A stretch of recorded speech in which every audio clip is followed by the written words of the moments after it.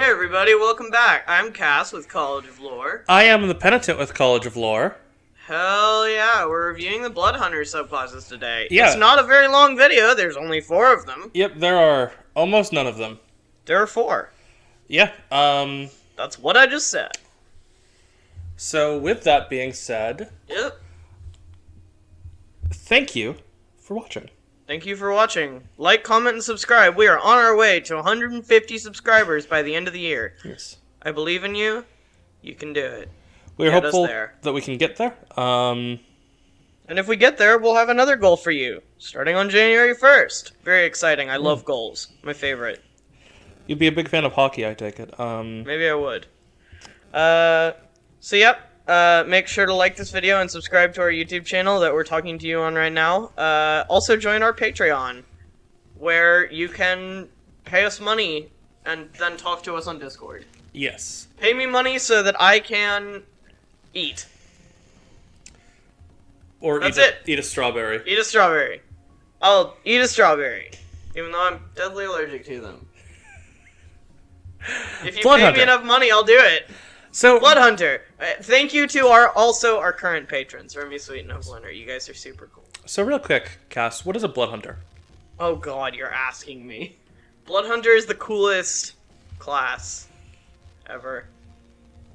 I need to pull up the black text for this, don't I? Oh yes. Oh. Hang on. I'll get there. Don't worry about it. Anyway, a Bloodhunter is a guy who can curse people with blood magic. Yes. Or a girl, I guess, but guy is gender neutral in my brain. They're just little guys. Bloodhunters are cool as fuck. Yeah. There's not really a bad Bloodhunter subclass. Nope, they're all really cool. The uninformed, there are 4. There are 4 of them. I already said that! Like, twice. For those of you that weren't listening, there are 4. I feel like most of them are listening. Yes. But You're fucking rude. bringing up the rear, in last place, Oh, are we, like, already there? Hang on, I'm scrolling to it. Okay, go is ahead. the Order of the Lycan. Usually I read them, Oh. not you. So I'm a little thrown off. I'm a little off my game. The ancient curse of lycanthropy is feared by nearly all peoples and cultures, passed through blood and seeding a host with savage strength and hunger for violence of a wicked beast. The Order of the Lycan is a proud group of bloodhunters who undergo the taming, the ceremonial infliction of lycanthropy by a senior member of the Order, for those who do not already carry the curse before seeking this path. These hunters then use the magic of their blood to harness the power of the monster they harbor without losing themselves to it. Using intense well and secret blood magic rituals, members of the Order of the Lycan learn to control and unleash their hybrid forms for short periods of time. Enhanced physical prowess, unnatural resilience, and razor-sharp claws make these warriors a terrible foe to any evil that crosses their path. Yet no training is perfect, and without care and complete focus, even the greatest of bloodhunters can temporarily lose themselves to their own need for snackies. That's not what it says, but it could be if you let it. So, I've been on the record before saying I don't like transformation-based classes. You don't, but this one does bop a little. It does. None of these are bad. Yep. This is just the least Bloodhunters good. are just cool as hell. So when you choose this archetype, you have advantage on wisdom saves or wisdom checks that rely on hearing or smell. Not wisdom saves that rely on hearing or smell. That would be weird. You can transform to How many get of those are there? like None, probably. extra strength, extra armor, extra damage. Yep. There's a bloodlusting ability. Very cool. Eats it. At level 7, you can get Stalker's Prowess, which your speed increases by 10 feet, You and you get add 10 big. feet to your jump distance. Yeah. Your transformation grows more advanced at higher levels, like at level 11. You can use your hybrid transformation feature twice. Wow. And you get more cool stuff for your transformation. Yes. I think all of them get something to do with the brand of castigation. Once you get it, yeah. You can brand something, and then you have advantage on a creature branded to you, which I think is really neat. That is very crunchy. And then at 18th level, you have Master General Predator. You can use your hybrid transformation feature an unlimited number of times, and your hybrid form lasts until you revert to your normal form, fall unconscious, or die. And you get a cool blood curse. That Yes, doesn't count against the number of ones you know. Blood Curse of the Howl, which I will actually read. Ooh. Oh, you'll read it? As an action, you can unleash a blood-curdling howl. That's it? You- You were expecting me to howl. Arr! Each creature You're within 30 welcome. feet I of don't think that's really blood-curdling, but I don't want to be too loud. each creature within 30 feet of you that can hear you must succeed on a wisdom save or become frightened of you until the end of your next turn. Oh. If a creature fails in saving throw by 5 or more, it is stunned while frightened in this way. A creature that succeeds is immune to this blood curse for the next 24 hours. Oh. You can choose any so number of scared. creatures to be unaffected by this hell. I'm so scared. The blood curse is actually a little bit underwhelming. Fear's a good condition, but Stunned is a better compared to condition. other ones, compared to other blood curses you get from the subclasses, I like this. It's a matter of personal preference to a degree because I don't like transformation-based classes. Yeah. And I don't like classes that generally kind of take away the weapon part of it. Yeah. The whole point is that you're supposed to be able to make your swords do cool stuff. I don't know. Yes. And I grant you don't, like, the thing about it is they try to balance it. Because they want you to use your swords, like the Predatory Strikes ability works in the unarmed strikes. They want you to use your arms like the swords. Yeah. But I at the like same swords. time, it kind of fails the flavor of Bloodhunter. It's like it's trying to do too much in my brain. That's fair. At the same time, it is very well written. It is very It's good. powerful. Like, It's very well useful. built. Yeah. Um, Bloodhunter's boss. and I think maybe if I played this subclass more, I might take more of a liking to it. Yeah. Okay. I'm going to bed. Good night. We're stopping the video there. Fuck you. Let's talk about the next one. Number 3 is the Order of the Mutant. Yes. Oh, wait. Different one. The process of undertaking the Hunter's Bane ritual is a painful, scarring, and sometimes fatal experience. Those who survive are irrevocably changed, and not always for the better. Over generations of experimentation, a splinter order of blood hunters honed the way in which Hemocraft alters the body, using corrupted alchemy and toxic elixirs to alter their blood even further. Over time, they have modified their capabilities in battle, becoming something beyond what they once were.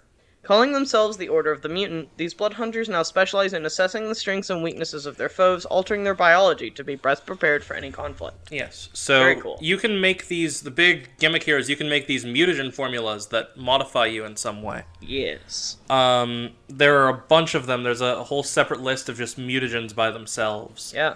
They give you things like advantage on intelligence, or advantage on dexterity, or resistance to fire damage and vulnerability to cold. Yeah, very cool. You can learn, there's like a table that shows you how many mutagens you can create and how many formulas you can know. Yep. At 7th level, your body begins to adapt to toxins and venoms, ignoring their crippling effects. You gain immunity to poison and the poison condition. Very cool. You can ignore the negative side effect of one thing that you mutate yourself with for a minute, which is pretty cool. You also get the Brand of Axiom. Ooh. Brand of Castigation reveals a foe's true nature. Any illusion or invisibility in effect on the creature when you brand it ends, and the creature cannot benefit from invisibility or illusion effects while branded by you. If they're in a different form, polymorph, shape changer stuff, wild shape, it must succeed on a wisdom save or revert to its true form and be stunned until the end of your next turn. Whenever it attempts to alter its form, it must succeed on a whiz save or have the attempt fail, and then it is stunned again. At 15th level, you get the Blood Curse of Corrosion. Ooh. Which is, Blood curse as a can bonus make 'em action, sicky. you can cause a creature within 30 feet of you to become poisoned. Ooh. Must make a con save at the end of each of its turns, ending the curse on itself on a success. Cool.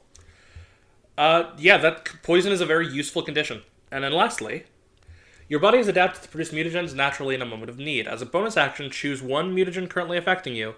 Its effect and side effects ends, and you can immediately have a mutagen you know the formula for take effect in its place. Cool. So, that is... I mean, yeah, that's really good. That's really good. You just decide to cancel one out and put another one on there. I mean, again, there is not a bad Blood Hunter subclass. Yep. This is more a playstyle preference than anything. The thing I love about how these are written, how Matt Mercer has written these subclasses, Love that guy. is he takes advantage of knowing when there's a gimmick and sticking to it. Yeah. This is not the College of Lore Bard that just, does one thing with other classes' spells and then nothing else. Yeah. It's all based around the toxins and the mutagens and all of that, and I really like that and I really respect that. Yeah. If you're gonna make a subclass based around a specific thing, you gotta stick to the thing, and he does that really well. I think that Bloodhunter is best played straightforward, which is why it's lower on this list. Yeah, But again, if you're playing Bloodhunter, you can't really go wrong. you really cannot. Let's talk about the next one. Number 2 is Profane Soul. I feel like honestly most people aren't surprised by this ranking. Yes. Bloodhunters belonging to the Order of the Profane Soul have pushed the limits of Hemocraft for use against some of the most terrifying creatures corrupting the world. Ancient fiends and cruel magic users have long counted on their ability to meld into the background and escape those who hunt them, vanishing into noble courts without a trace or bending the minds of the most stalwart warriors with but a glance. So the Bloodhunters who founded this order trusted to their resilience as they delved into the same well of corrupting arcane knowledge, making pacts with lesser evils to better combat the greater threats. And though they may have traded a part of themselves for their power, the members of this order know the benefits of that power far outweigh the price. Very cool. So this is... It's basically Warlock, but Warlock? Bloodhunter. Yeah, sort of a Warlock. It's You Warlock, actually but different. choose an otherworldly patron, even. Yeah. You can learn spells from the Warlock spell list. This is This is the partial Warlock, but caster. Bloodhunter. This is a partial caster thing, so Yeah. you get pact magic. Yep. Your right. One of the cool things here is that your right changes based on your chosen patron. Yeah. Super cool. And you get a little extra thing, like if you have the Fathomless, you can breathe underwater. Or you can give yourself a flying speed if your thing is a genie. All that stuff. That's very crunchy. At 7th level, when you use your action to cast a cantrip, you can immediately make one weapon attack as a bonus action. That's pretty fucking good. Yeah, that's Pretty really busted. good. Yeah. That's really At good. 7th level, your patron grants you a distinctive spell based on your pact. Including spells like Blur, or Lesser Restoration, or Detect Thoughts, Yeah. or Blindness Deafness. Or Silence, which is pretty good. Yeah. A lot of good spells. Brand of the Sapping Scar. Yep. Your Brand of Castigation feature digs dark arcane scars into your target, leaving them vulnerable to your magic. They have disadvantage on saving throws against your Warlock spells. Really good. And then you get another spell. Third Yeah. level spell slots. Holy shit. Revivify, Fireball, Lightning Bolt, Haste, Blink, Speak with Dead. Hey, if you want to know what 3rd level spells are the best, Go watch our third level spells we rank have a video on video. that we did posted it last week. Monday. We did it last week. Um, Go watch it. And then Blood Curse of the Soul Eater. Oh, hey, I know that Eats a soul. anime. Oh, yeah, that's a guy. You gain the Blood Curse of the Soul Eater at 18th level, which is... What is it? When a creature that isn't a construct or undead is reduced to 0 hit points within 30 feet of you, you can use your reaction to offer their life energy to your patron in exchange for power. Ooh. Until end of your next turn, you make attacks with advantage and you have resistance to all damage. Holy shit, that's cool. Yeah. That's really cool. that That is- pops. I think That is insanely cool. it's an awesome class. Yeah. I haven't actually looked at the higher level stuff of the Profane Soul before, so that's really cool. I I have a problem with only looking at the stuff of lower levels, because I know I'll play this for longer. I have a hot take. Yeah, what's your hot take? In most cases, I would rather play a Profane Soul Bloodhunter than a Warlock. Yeah, I kind of agree with you, I'll be real. Number 1. Order of the Ghost Slayer. I feel like no one is surprised. I feel like no one survived. No one survived. I feel like no one is surprised, and I honestly feel like very few people would disagree. Yeah. The Order of the Ghost Slayer is the oldest of the Bloodhunter orders, its members are having originally rediscovered the secrets of Hemocraft and refined them for the combat against the Scourge of Undeath. Ghost Slayers seek out and study the movement of death, obsessing over the mystery of the transition from life and the unholy power that can cause the dead to rise once more. These zealous Bloodhunters make it their life's work to destroy the Scourge of Undeath wherever it is found, turning their abilities to engage undead creatures and those who manipulate the necromancy that creates them. So So you get a cool right. You get radiant damage right. This is the best subclass if you're playing Curse of Strahd. here's a random question for you. Yeah. How much of this do you have memorized, this Order of the Ghost Slayer? I page? have most of the Bloodhunter abilities just in general memorized. I have it up through probably 10th level. You've played so many Bloodhunters. I've played a billion fucking Bloodhunters. I have probably everything up through 10th level memorized, not to the letter, but to every ability. And how many of them have been Order of the Ghost Slayer? All of them, I think. No, Well, you've not done all some- of them because we've done some homebrew stuff. Yes. We should talk about eventually. will, yeah. On the homebrew hour thing. No, I've done some homebrew stuff. There's a psionic one, which I think fucks hard. Yes. But right at the dawn, which you get the If you're playing Curse of Strahd, play this Bloodhunter subclass. you get the radiant damage one before 14th level. Yep. It also sheds bright. It sheds bright light. Grants you resistance to necrotic damage. Does extra damage to undead. Yep. Curse Very, specialist. You get an additional use of your Blood Maledict feature, and your Blood Curses can target any creature whether it has blood or not. Which is amazing. Really, really good. Aetherwalk at the... I could probably do this with my eyes closed, guys. This is the one that lets you step into the ethereal plane. You can move around through creatures and objects as if they were difficult terrain. It lasts for a number of rounds equal to your Humocraft modifier. If you're inside an object when it ends, you're immediately shunted to the nearest occupied space. You take force damage equal to twice the number of feet you moved. You can only use this once per short or long rest. You can use it twice starting at 15th level. I have used this once, like, in the coolest way ever, and it was so awesome. You have used this ability more than once. No, yes, in general, yes, but I've used it a couple times to some very interesting and cool results. Aetherwalk, my beloved. The Brand of Sundering. Yeah. Your Brand of Castigation exposes a fragment of the foe's essence, leaving them vulnerable to your Crimson Right feature. Yeah. When you hit a creature with a weapon that you have an active Crimson Right, you roll an additional Hemocraft die. When determining extra damage for the right, Additionally, if a branded creature has the incorporeal movement trait or a similar feature, it cannot move through creatures or objects while branded. Get Super stuck, powerful. Stinky. You get the Blood Curse of the Exorcist at 15th level, and doesn't count against the number of Blood Curses, you know. You can read that one. As a bonus action, you choose one creature you can see within 30 feet of you that is charmed or frightened, or which is under a position effect. The creature is no longer charmed, frightened, or possessed. Very cool. Very useful ability. Yep. It's situational, yeah. But it's so good if it comes up. It's so good if you're in a situation. As you learn from our spell breaking, situational is not always bad. Yep. Right Revival.